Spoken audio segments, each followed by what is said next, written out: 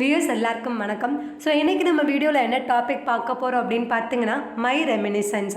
Okay, so இது வந்து நம்ம ரிவைஸ் சிலபஸில் வந்து எந்த பார்ட்டில் கவர் ஆகும் அப்படின்னு பார்த்தீங்கன்னா பார்ட் சி லிட்ரரி ஒர்க்ஸில் வந்து கவர் ஆகும். ஸோ இந்த ப்ரோஸ் வந்து நமக்கு ஸ்டாண்டர்ட் 8 நியூ சம்மர்ச்சீர் புக்கில் வந்து கொடுத்துருக்காங்க. ஸோ புக்கோட பிடிஎஃப் நீங்கள் டவுன்லோட் பண்ணல அப்படின்னா என்னோட டிஸ்கிரிப்ஷன் லாஸ்ட்டில் நீங்கள் ஸ்க்ரோல் பண்ணிங்க அப்படின்னா 6 to 10th வந்து நியூ சம்மர்ச்சீருக்கான பிடிஎஃப் டிரைவ் லிங்க் கொடுத்துருப்பேன். ஸோ அதை நீங்கள் கிளிக் பண்ணி வந்து புக் பிடிஎஃப் வந்து டவுன்லோட் பண்ணிக்கலாம். ஓகே, ஸோ ஃபஸ்ட்டு வந்து இந்த ப்ரோஸ் வந்து நம்ம எப்படி இந்த வீடியோவில் பார்க்க போகிறோம் அப்படின்னு பார்த்தீங்கன்னா, ஃபர்ஸ்ட் இந்த ப்ரோஸோட ஆத்தர் பற்றின இன்ட்ரோடக்ஷன் பார்த்துலாம். அதுக்கப்புறம் இந்த ப்ரோஸோட சம்மரி நோட்ஸ் பாயிண்ட் வைஸ் நான் கொடுத்துருப்பேன். ஸோ அதையும் வந்து பார்த்துலாம்.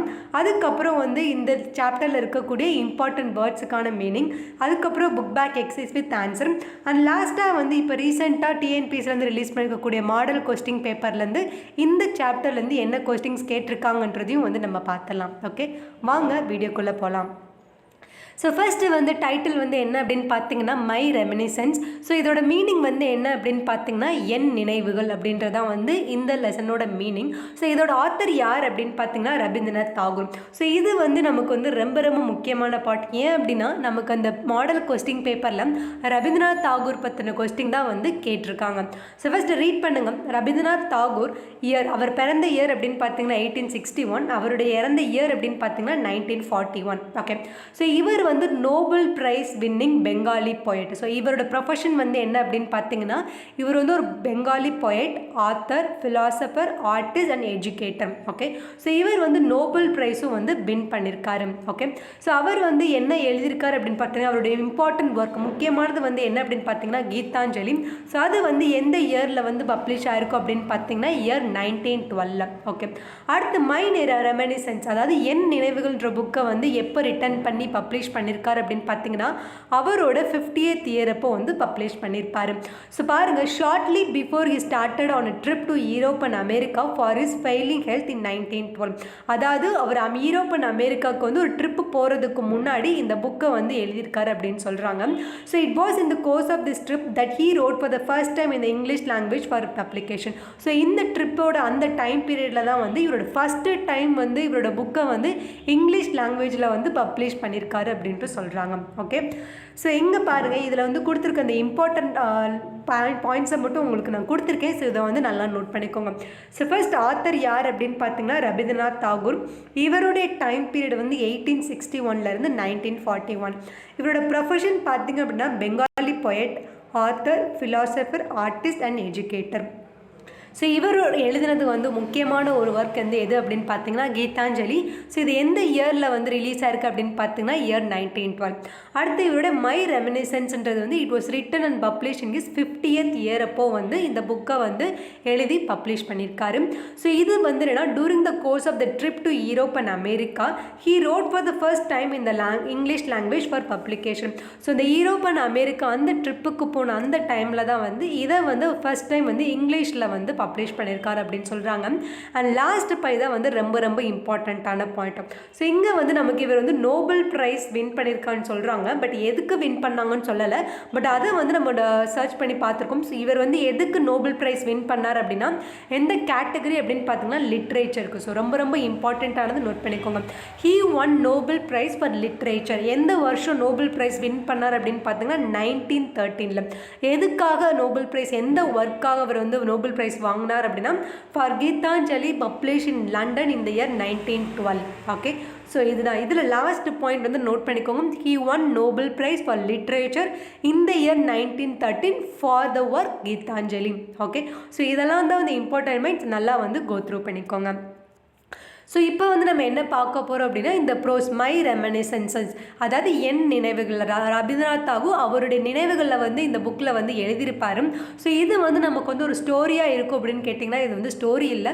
ஸோ அவருடைய நினைவுகளை வந்து ரொம்ப அழகாக வந்து வர்ணித்து வந்து அவர் சொல்லியிருப்பார். ஸோ அந்த விஷயங்களை தான் வந்து இதில் நம்ம பார்க்க போகிறோம். ஸோ ஃபர்ஸ்ட்டு வந்து இதில் என்ன அப்படின்னு பார்த்தீங்கன்னா இவர் வந்து ரவீந்திரநாத் தாகூர் வந்து அவருடைய செகண்ட் வாயேஜ், அதாவது இங்கிலாந்துக்கு வந்து ஒரு ட்ரிப்பு போயிருப்பார். 2வது தடவை வந்து ஒரு ட்ரிப்பு போயிருப்பார். ஸோ இங்கிலாந்துக்கு போயிட்டு திருப்பி ரிட்டன் வந்து அவர் எங்கே போகிறார் அப்படின்னு பார்த்தீங்கன்னா வந்து அவருடைய பிரதரான ஜோதிந்திரா தாகூர் அவர் அவங்களோட வந்து தங்குறதுக்காக வந்து போகிறார். அதாவது அவரோட பிரதர் வந்து வீட்டுக்கு வந்து போகிறாரு.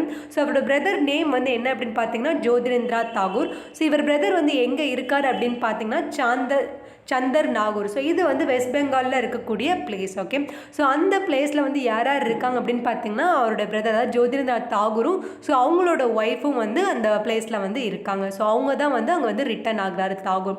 ஸோ பாருங்கள், Tagore went to stay with his brother, யார் கூட அப்படின்னா Jyotindra, at Chandar Nagore in West Bengal after returning from his second voyage to England.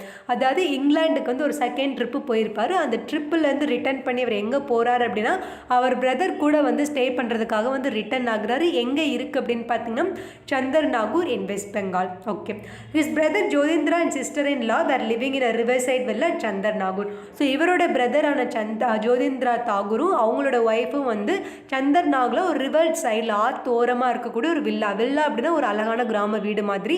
So அங்கே வந்து வாழ்ந்துட்டு இருக்காரு. ஸோ அங்கே தான் வந்து தாகூரும் வந்து ரிட்டர்ன் ஆகிட்டு இருக்காரு. ஓகே, ஸோ என்ன சொல்கிறாங்க பாருங்கள், the author reminds his joyful days which he spent along the wooded banks of the river Ganges. So அவர் வந்து ட்ராவல் பண்ணிகிட்டு இருக்கப்போ அவருடைய நினைவுகள் எல்லாமே வந்து அவர் ரீகலெக்ட் பண்ணி பார்க்குறாரு, அதாவது யோசிச்சு பார்க்குறாரு. ஸோ அப்படி வந்து அவர் சந்தோஷமான நாட்கள், அதாவது அந்த கங்கை ஆறு அங்கே வந்து அவர் ஸ்பெண்ட் பண்ண அந்த சந்தோஷமான நாட்களை வந்து ஞாபகப்படுத்துகிறார். ஸோ எந்த ரிவர் பார்த்துக்கோங்க, ரிவர் கேஞ்சஸ். ஓகே, அடுத்து வந்து அந்த ஆறை வந்து அவர் டிஸ்கிரைப் பண்ணுறாரு. எப்படியெல்லாம் டிஸ்கிரைப் பண்ணுறாரு அப்படின்னா, he describes the Bengal sky full of light. Bengal, இந்த சந்தர் நாகுன்றது நம்ம ஆல்ரெடி எங்கே இருக்குன்னு பார்த்தோம், வெஸ்ட் பெங்காலில் இருக்குது. ஸோ அது அப்போ வந்து ஸ்கை வந்து நல்லா பிரைட்டாக இருந்துச்சு, அதாவது ரொம்ப வெளிச்சமாக இருந்துச்சுன்னு சொல்கிறாங்க. ஸோ நல்ல காற்று, south breeze, flow of the river, அந்த நீரோட வந்து அழகான ஓட்டம் அப்படின்னு சொல்கிறாங்க. அடுத்து ரைட் ராயல் லேசினஸ், அங்கே நமக்கு வந்து இருக்கக்கூடிய அந்த ஒரு லேசினஸ். அதுக்கப்புறம் the broad leisure stretching from horizon to horizon and from green earth to blue sky as food and drink to him. So அந்த இருக்கக்கூடிய அந்த இயற்கையான சூழல், அந்த ஆற்றோரம் இருக்கக்கூடிய அந்த ஸ்கையோட லைட்டாக இருக்கட்டும் சரி, அந்த ரிவரோட அந்த நீர் ஓட்டமாக இருக்கட்டும் சரி, இளங்காற்றாக இருக்கட்டும் சரி. ஸோ இது வந்து அந்த பச்சை பசனுக்கு நம்ம க்ரீன், கீழே வந்து கிரவுண்டில் இருக்கக்கூடிய அந்த க்ரீனரி சீன்லேருந்து அடி வானம் மேலே இருக்கக்கூடிய வானத்தோட அந்த ப்ளூ வரைக்கும் சரி. ஸோ இதை எல்லா சீனுமே வந்து அவர் ரசிக்கிறாரு.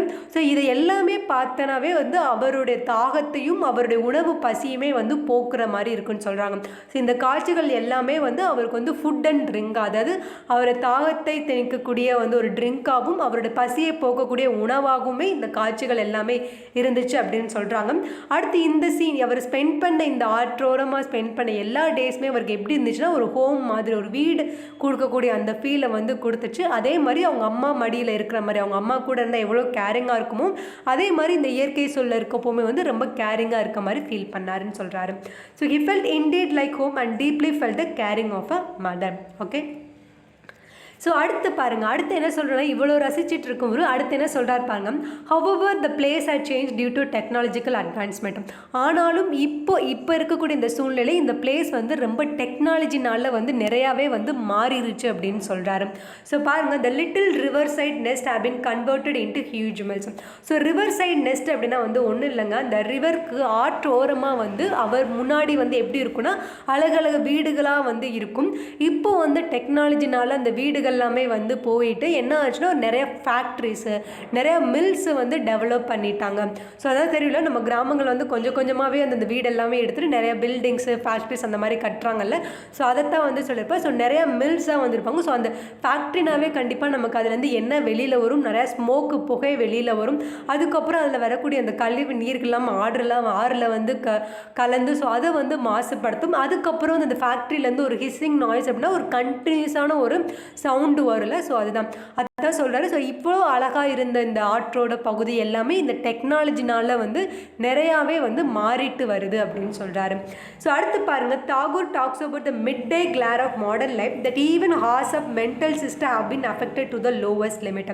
அதாவது என்ன சொல்கிறாங்க அப்படின்னா வந்து நல்ல இந்த அழகான இயற்கை சூழலில் வந்து நமக்கு மத்தியானம் நேரத்தில் வந்து ஒரு அழகான சின்ன ஒரு மன தூக்கம் மாதிரி ஒரு மன உறக்கம் ஒன்று வரும் சில தூக்கம். ஸோ அந்த தூக்கமும் வந்து இப்போ வந்து கெடுது.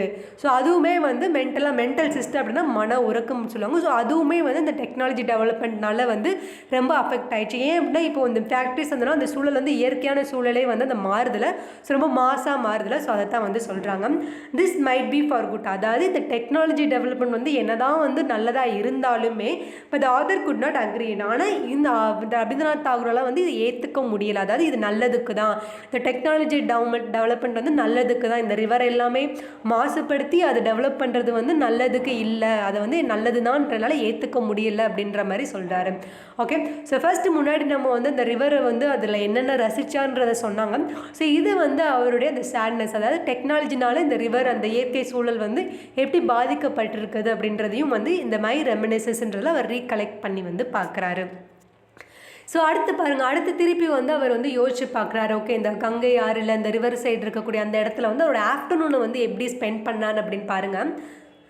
Tagore spent his afternoon at the riverside singing old Vaishnava songs to his own tunes and playing the harmonium. அதாவது அவரோட ஆஃப்டர்நூன் வந்து இந்த ரிவர் சைடு, அதாவது அந்த ரிவர் ஓரமாக நிறைய ஓல்டு வைஷ்ணவா சாங்கை வந்து அவரோட டியூனில் வந்து பாடிக்கிட்டே ஹார்மோனியம் வாசிக்கிட்டே வந்து அந்த மத்தியானத்தை வந்து அந்த பொழுதை வந்து கழிக்கிறாரு அப்படின்னு சொல்கிறாங்க. Sometimes he song the songs with his brother Jyotindra playing the violin till the evening. சில நேரங்களில் வந்து அவங்களோட பிரதரும் வந்து தாகூர் கூட வந்து பண்ணி பண்ணுவாங்க. அவர் பிரதர் வந்து என்ன வாசிப்பா அப்படின்னு சொல்கிறாங்கன்னா வயலின். ஸோ நோட் பண்ணிக்கோங்க, ஹார்மோனியம் வந்து தாகூர் வாசிப்பான்னு சொல்லியிருக்காங்க, அவரோட பிரதர் ஜோதிந்திரா வந்து வயலின் வாசிப்பார் அப்படின்னு சொல்லியிருக்காங்க. அதுக்கப்புறம் வந்து அந்த ஈவினிங் மத்தியானத்துலேருந்து ஈவினிங் வரைக்கும் அந்த ரிவர் பக்கத்துலேயே வந்து பொழுதை கழிச்சிட்டு அதுக்கப்புறம் அவங்களுடைய வில்லா அப்படின்னா அவங்களுடைய வீடுக்கு வந்து திரும்புவாங்க. they finally return to their villa late at night after the place had calmed down. So அந்த பிளேஸ் வந்து ரொம்ப அமைதியாக ஆனதுக்கப்புறம், ஸோ இருண்டதுக்கப்புறம் அவங்களுடைய வில்லாவுக்கு வந்து ரிட்டர்ன் ஆவேன்ற மாதிரி சொல்கிறாங்க. ஓகே, ஸோ அடுத்த பாயிண்ட் பாருங்கள். At night Tagore went on the terrace to view the river reflecting the moonlight. So afternoon வரைக்கும் வந்து அவங்க ரிவர் சைடு வந்து சாங்ஸ் பாடிட்டு வந்து அந்த பொழுதை வந்து கழிப்பாங்க. அடுத்த நைட்டில் வந்து தாகூர் எப்படி டைம் ஸ்பெண்ட் பண்ண அப்படின்னு பார்த்தீங்கன்னா, அவர் வந்து இந்த டெரேஸ்க்கு போயிட்டு ரிவரில் வந்து இந்த மூனோட லைட் வந்து எப்படி ரிஃப்ளெக்ட் ஆகுதுன்ற அந்த சீனை வந்து பார்த்துட்ருப்பாரு. அதுக்கப்புறம் அந்த ரிவருக்கு பக்கத்தில் இருக்கக்கூடிய அந்த டார்க்கான மரங்களை வந்து பார்க்குறாரு. அந்த லேண்டையும் வாட்டரையும் செப்பரேட் பண்ணக்கூடிய சில்வர் ஸ்ட்ரீக்கையும் வந்து அவர் வந்து இந்த காட்சிகளெல்லாம் பார்க்குறதுன்னு சொல்கிறாங்க. ஸோ பாருங்கள், at night Tagore went on the terrace to view the river reflecting the moonlight, dark trees bordering the river banks and a silver streak separating the land and water. Okay, so அடுத்து வந்து பாருங்கள், the moonlight glimmered over the smooth flowing stream.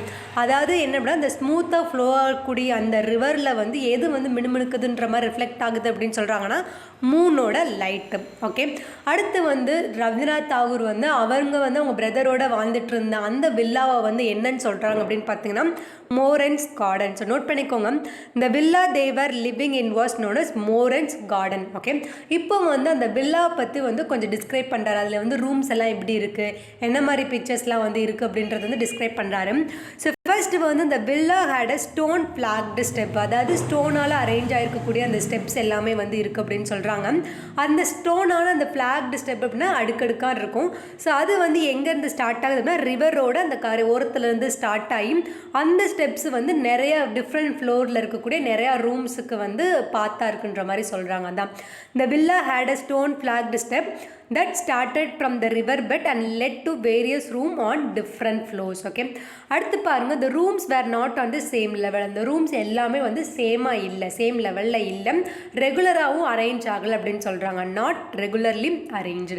Okay, so அடுத்து பாருங்கள், அந்த வில்லாவில் வந்து ஒரு big sitting room வந்து இருக்குது. ஸோ அங்கே வந்து கிளாஸ் விண்டோ இருக்குது, கலர்ஃபுல்லான பிக்சரும் இருக்குது அப்படின்னு சொல்கிறாங்க. So big sitting room, stained glass window இருக்குது, கலர்ஃபுல்லான பிக்சர்ஸ் இருக்குது. ஸோ அந்த கலர்ஃபுல்லான பிக்சர் என்னன்றதை டிஸ்கிரைப் பண்ணியிருப்பாங்க பாருங்கள். ஒரு பிக்சரில் வந்து என்ன அப்படின்னு பார்த்தீங்கன்னா, ஒரு அழகான ட்ரீயில் இருக்கக்கூடிய ஒரு பிரான்ச்லேருந்து ஊஞ்சல்லேருந்து ஒரு கப்பல் வந்து ஸ்விங் ஆகுற மாதிரி வந்து ஒரு பிக்சர் இருக்குது அப்படின்னு சொல்கிறாங்க. So first one picture showed swing hanging from a dense branch with a couple on it. Okay, so அடுத்த பிக்சரில் வந்து என்ன இருக்குது அப்படின்னா வந்து பீப்புளெலாம் வந்து ஒரு ஸ்டார் கேஸில் ஒரு படிக்கட்டில் வந்து நடக்கிற மாதிரி வந்து ஒரு பிக்சர் இருக்குது. ஸோ அந்த படிக்கட்டு வந்து எதுக்குன்னா ஒரு கேஸில் ஒரு கோட்டைக்கு வந்து அந்த படிக்கட்டுலாம் வந்து போகிற மாதிரி இருக்க மாதிரி சொல்கிறாங்க.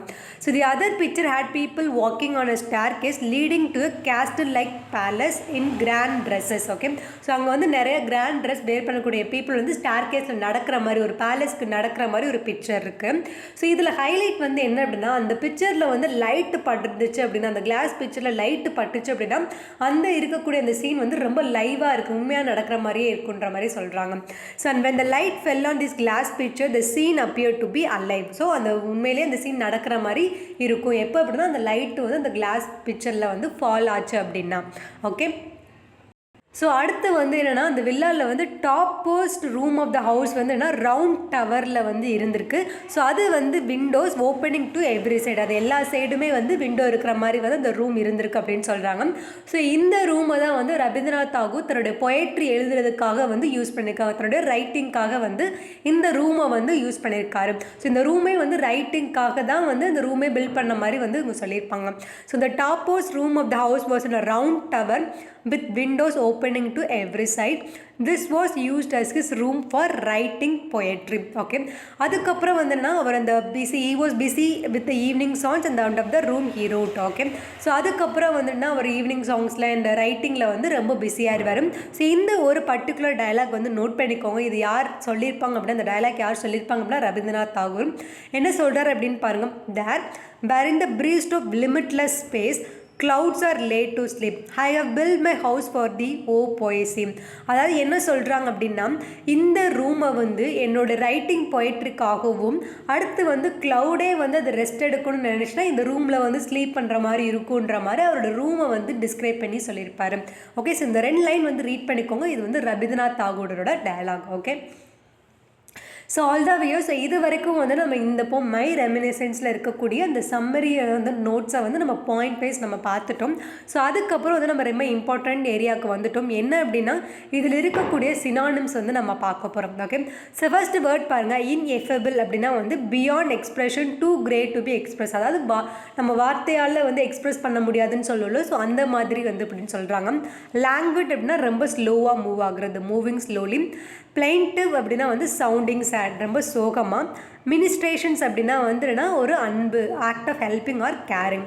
ரவுட் அப்படின்னா வந்து இதனால், காஸ்ட். ஓகே, கிளஸ்டரிங் அப்படின்னா குரூப் ஃபார்ம் பண்ணுறது, ஃபார்மிங் அ குரூப். பெல்ச்சிங் அப்படின்னா to let air come up, அதாவது காற்று வந்து உள்ளே அலோவ் பண்ணுற மாதிரி. வெரிடேபிள் அப்படின்னா வந்து ரொம்ப எக்ஸைட்டடாக, மோர் எக்ஸைட்டிங். கார்ப் அப்படின்னா வந்து கிளாத்ஸ். ஓகே, ஸோ இதில் இருக்கக்கூடிய இந்த வேர்ட்ஸ் எல்லாமே வந்து நல்லா வந்து கோ த்ரூ பண்ணிக்கோங்க, ரொம்ப முக்கியமானது. ஓகே, ஸோ அடுத்து வந்து இது வந்து நமக்கு புக் பேக்கில் கொடுத்துருக்கக்கூடிய ஒரு 4 ஃபில்லப் வந்து கொடுத்துருப்பாங்க. ஸோ இதுவுமே வந்து நல்லா வந்து கோ த்ரூ பண்ணிடலாம்.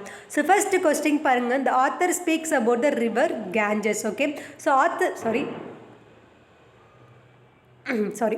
இந்த ஆத்தர் வந்து என்ன ரிவர் பற்றி வந்து இதில் வந்து பேசியிருப்பார் அப்படின்னு பார்த்தீங்கன்னா கங்கா பற்றி சொல்லியிருப்பாங்க. ஸோ ரிவர் கேஞ்சஸ்ன்றதான் கரெக்டான ஆன்சர். அடுத்து ஆத்தரோட பிரதர் நேம் வந்து என்ன அப்படின்னு பார்த்தீங்கன்னா ஜோதிரிந்திரா தாகூர். ஸோ ஜோதிரிந்திரா தான் அவங்களோட brother name. Okay, at the dusk glimmered over the smooth flowing stream, அதாவது அந்த ஸ்மூத்தாக ஃப்ளோ ஆகக்கூடிய இந்த ரிவரில் வந்து எது கிளிம் ஆகும் அப்படின்னு பார்த்தீங்கன்னா மூனோட light. So moon light. At the beauty of Bengal and the Ganges, நம்ம ஆல்ரெடி பார்த்துருப்போம். அவர் வந்து அந்த பெங்காலோடையும் அந்த கங்கை ஆரோட அந்த பியூட்டியை வந்து நம்ம வர்ணிக்கிறப்போ என்ன சொல்லியிருப்பான்னா, இந்த காட்சிகள் எல்லாமே வந்து என்னோட தாகத்தை தீர்க்கக்கூடிய ஒரு ட்ரிங்காகவும் என்னோட பசியை போகக்கூடிய ஒரு ஃபுட்டாகவும் இருக்குது அப்படின்ற மாதிரி சொல்லியிருப்பாங்க. அப்போ beauty of Bengal and Ganges வந்து எப்படி சர்வ் ஆச்சுன்னா food and drink to the author.